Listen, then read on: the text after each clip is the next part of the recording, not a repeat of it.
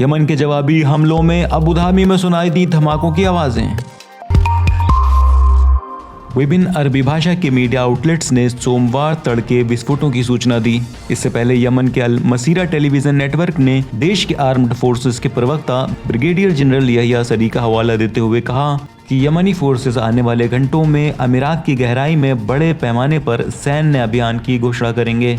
2015 से अब तक जारी इस खूनी युद्ध में संयुक्त अरब अमीरात सऊदी अरब का मुख्य भागीदार रहा है, जो रियाद और उसके सहयोगी देशों के साथ मिलकर सत्तारूढ़ संरचना को बदलने के लिए यमन के खिलाफ लड़ रहे हैं। सैन्य अभियान ने हजारों लाखों यमनियों को मार डाला है और पूरे यमन को दुनिया के सबसे खराब मानवीय संकट के दृश्य में बदल दिया है। लोकप्रिय समितियों से सेना और उसके सहयोगी लड़ाकों को शामिल करने वाली यमनी सेना ने हालांकि सऊदी के नेतृत्व वाले आक्रमण के संकट से देश की पूर्ण मुक्ति तक अपने हथियार नहीं डालने की कसम खाई है। यही असरी के बयान की पुष्टि करते हुए अल खबर अल यमनी.net समाचार वेबसाइट ने कहा है कि नियोजित जवाबी कार्रवाई संयुक्त अरब अमीरात में 50 संवेदनशील स्थानों को लक्षित करने के लिए थी।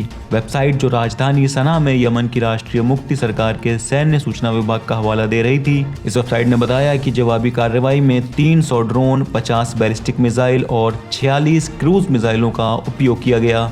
इसमें कहा गया है कि विमान और प्रोजेक्टाइल यूएई की महत्वपूर्ण आर्थिक धमनियों को कुचलने के लिए थे। इस महीने की शुरुआत में यमन के संयुक्त रक्षा बलों ने यमन स्टॉर्म 1 और यमन स्टॉर्म 2 नामक 2 ऑपरेशन किए, जिसमें उन्होंने दुबई और अबू धाबी के अंदर गहरे लक्ष्य पर निशाना साधा। पहले ऑपरेशन के कुछ दिनों बाद अमीरात ने अधिकांश निजी ड्रोन और हल्के स्पोर्ट्स एयरक्राफ्ट को रोक दिया था। इस बीच इराकी आतंकवादी विरोधी पॉपुलर मोबिलाइजेशन यूनिट से जुड़े एक टेलीग्राम न्यूज चैनल साबरीन न्यूज ने बताया कि लंबित जवाबी कार्रवाई की आशंकाओं के बीच अमीरात ने 2 अमीराती शहरों में स्थित हवाई अड्डों पर सभी उड़ानों को रोक दिया था। अमीराती रक्षा मंत्रालय ने आरोप लगाया कि देश ने यमन की ओर से दागी गई एक बैलिस्टिक मिसाइल को रोका और नष्ट कर दिया। हालांकि साबरीन न्यूज ने कहा कि निशाना अबू धाबी के मुसफ्फा और औद्योगिक क्षेत्र में एक जहाज निर्माण कारखाने से टकराया था। आज की दूसरी खबर में बात करते हैं कनाडा की, जहां 70 किलोमीटर लंबे काफिले से डरकर कनाडा के प्रधानमंत्री घर छोड़कर भाग गए। कनाडा में कोरोना वैक्सीन की अनिवार्यता के खिलाफ जोरदार प्रदर्शन हो रहे हैं। कनाडा के प्रधानमंत्री जस्टिन ट्रूडो और उनके परिवार के लोग घर छोड़कर किसी गुप्त जगह पर चले गए हैं। हजारों ट्रक ड्राइवर्स और अन्य प्रदर्शनकारी राजधानी में इकट्ठा हो गए और प्रधानमंत्री ट्रूडो के आवास को घेर लिया। ट्रक ड्राइवर्स ने अपने करीब 70 किलोमीटर लंबे काफिले को फ्रीडम कन्वॉय का नाम दिया है। ट्रूडो सरकार ने अमेरिका की सीमा को पार करने के लिए ट्रक ड्राइवर्स का वैक्सीनेटेड होना जरूरी करार दिया था। इसे लेकर ट्रक ड्राइवर्स ने विरोध शुरू किया। इसी बीच कनाडा के प्रधानमंत्री ने विवादित बयान देते हुए ट्रक ड्राइवर्स को महत्व नहीं रखने वाला अल्पसंख्यक करार दे दिया।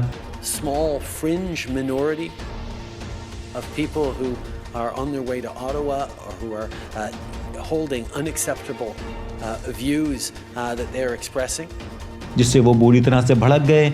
राजधानी ओटावा जाने वाले रास्ते पर उन्होंने करीब 70 किलोमीटर की लाइन लगा दी। प्रदर्शनकारियों ने कोविड पाबंदियों की तुलना फांसीवाद से की है। उन्होंने कनाडा के झंडे के साथ नाजी प्रतीक भी दिखाए। कई प्रदर्शनकारियों ने कनाडा के प्रधानमंत्री ट्रूडो को निशाना बनाते हुए उनकी तीखी आलोचना की है। मॉन्ट्रियल से आए डेविड सेंटोस ने कहा कि उसे लगता है कि टीकाकरण अनिवार्य करना स्वास्थ्य से संबंधित नहीं है, बल्कि ये सरकार द्वारा चीजों को नियंत्रित करने का एक पैंतरा है।